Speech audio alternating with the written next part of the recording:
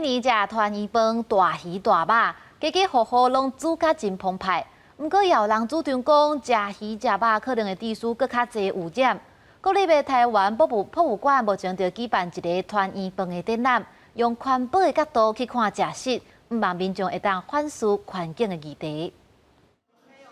规岛顶的菜树办道，不过我近看沙龙本色有技术团体甲偏湖扣的含油废料，正做围炉意象。在看不到的地方，其实就让大家知道说，我们吃的食物里可能会有平常制造的这些塑胶的影响、污染影响。这些污染不是只有影响到现在的菜，还有污染到可能是海洋的生物。 七点零表示，民众也搁受到年节期间大鱼大肉的传统影响，但是时代变迁，饮食环境甲以前无同，因希望用无共族群的饮食，凸显出鱼肉伫食物供应链内底所制作的排碳、塑胶、污染等等问题，互大家思考年节的食食。 敢有改变的可能性？大家觉得过年要大富大贵，一定要吃肉，但现在等于是你平常要吃肉很容易，所以我们其实可以思考一下，